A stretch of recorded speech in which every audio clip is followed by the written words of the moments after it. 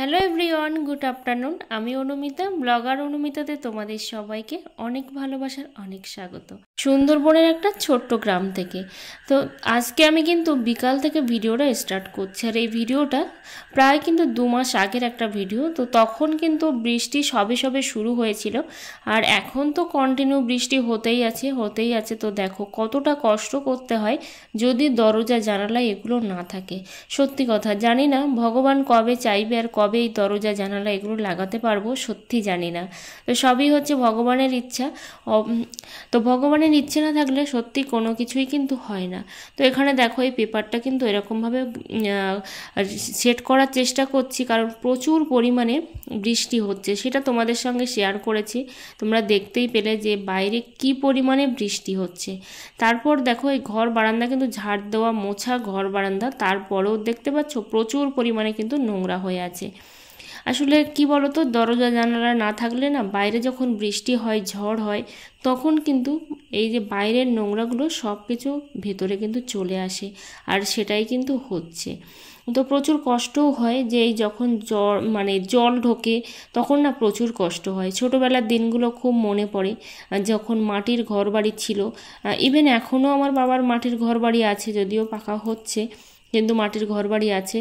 তো প্রচুর কষ্ট হয় যখন চাল দিয়ে জল পড়তো, তারপর হচ্ছে চারিদিকের অবস্থাটা অনেকটা খারাপ হয়ে যেত। তো তারপরেও যখন পাকা ঘর বাড়িতে এসেছি, তারপর যদি এরকম সিচুয়েশানটা হয়, বলো কতটা কষ্ট হয়। মানুষ যেখানে যেমন, সেখানে কিন্তু তেমনভাবেই থাকতে অভ্যস্ত। আজকে অনেক দিন বাদে তোমাদের সঙ্গে ব্লগ শেয়ার করছি। আসলে ব্লগটা না সেভাবে তোমাদের সঙ্গে শেয়ার করাই হয়ে ওঠে না। ভিডিওটা রেডি করি, ভিডিওটা কিন্তু শ্যুট করি, কিন্তু এডিট করাই হয়ে ওঠে না কাজের চাপে। যাই হোক, এটা আমার অলসতাই বলতে পারো, যে কাজের চাপটা বড় কথা নয়, অলসতাটাই বড় কথা। তো এখানে দেখো আমি কিন্তু ঝাড় দিয়ে বের করে দিলাম, দেওয়ার পরে আবারও কিন্তু মুছে নিচ্ছে এই ঘর বারান্দাটা, ওপর আর নিচ কিন্তু আমি আজকে সারাদিনে কিন্তু 2বার মুছেছি।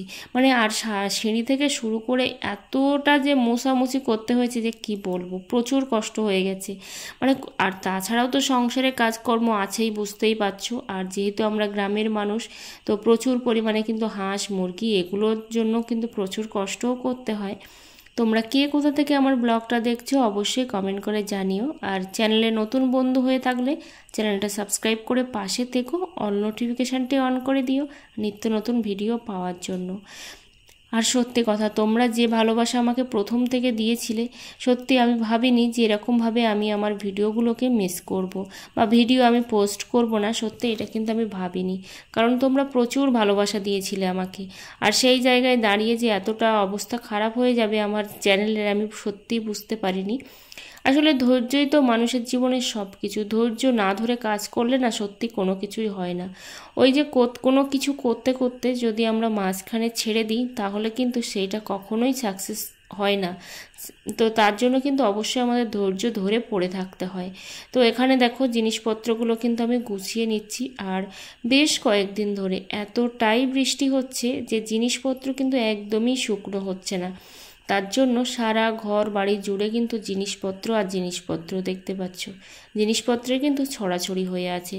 যাই হোক, এদিকে যেই জামাটা সরিয়েছি সেই দেখো একটু লাইট চলে এসেছিলো, কারণ যেহেতু আমি ভিডিওটা একা একাই করি, বুঝতেই পারি না কখন লাইট আসছে আর কখন আসছে না। তো ব্লগটা আমি এখন থেকে স্টার্ট করলাম, বিকাল থেকে স্টার্ট করলাম, কারণ সারাদিনে কি করব না করব সত্যি ভেবে উঠতে পারিনি। তারপরে চলে আসলাম, দেখো গ্রুপের মিটিং ছিল, সেলফ হেল্প গ্রুপের। তো সেখান দিয়ে একটা বোর্ড যাচ্ছিল, যেহেতু আমরা নদীর পাশেই থাকি আর সুন্দরবন জঙ্গলের পাশেই থাকি, ওটা কিন্তু সুন্দরবন জঙ্গল, তো সেটাও তোমাদের সঙ্গে শেয়ার করলাম। এখন সন্ধ্যাবেলা, একদমই কিন্তু কারেন্ট নেই, কারেন্ট চলে গেছে, যেহেতু ঝড় বৃষ্টি হচ্ছে খুব। তো হঠাৎ করেই মনে হলো একটু পেঁয়াজি খাবো, তো সেই জন্য দেখো এখানে পেঁয়াজি ভাজা হচ্ছে। আর তোমরা কে কে পেঁয়াজি খেতে ভালোবাসো অবশ্যই কমেন্ট করে জানিও, আমি তো ভীষণই পছন্দ করি। যাই হোক, এখানে দেখো বেশ কিছুটা পেঁয়াজি কিন্তু ভেজে নেওয়া হয়েছে।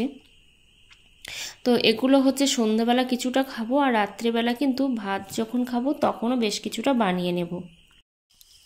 তো আজকে সকালবেলা উঠেই দেখো চারিদিকে কিন্তু প্রচুর পরিমাণে দেখছি জল হয়ে গেছে। যেহেতু রাত্রেবেলা প্রচুর বৃষ্টি হয়েছে, সেই গতকাল বিকাল থেকেই বৃষ্টি হচ্ছে। এই যে দেখো চারিদিকের অবস্থাটা। আর একজন দেখো ওই যে ওদিকে কোদাল দিয়ে কিন্তু চাদর তৈরি করা অলরেডি কমপ্লিট হয়ে গেছে, দেখতে পাচ্ছ। আর এদিকে দেখো, এই যে দেখো আমাদের দেখো এত পরিমাণে জল হয়েছে মাঠে যে আমাদের কিন্তু পুকুরের মধ্যে সব জল ঢুকে যাচ্ছিল।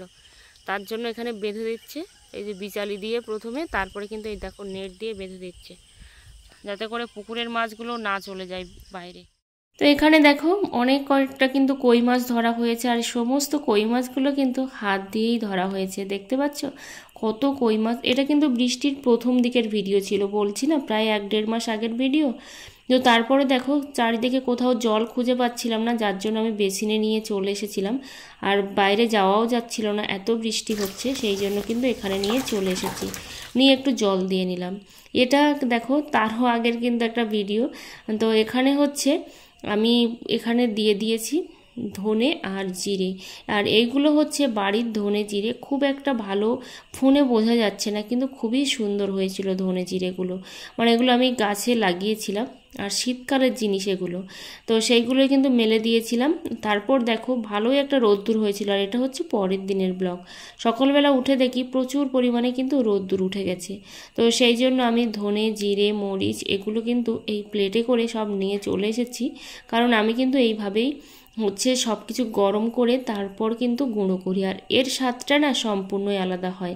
আর এই প্লেটের মধ্যে ছিল 5 ফোড়ন, তো 5 ফোড়নটাও আমি বাড়িতেই রেডি করি, আর বাড়িতে রেডি করলে না অনেকটাই ভালো হয়, সমস্ত জিনিসগুলো পরিমাণ মতো কিন্তু দেওয়া যায়, সেই জন্যই বাড়িতেই রেডি করে রাখি।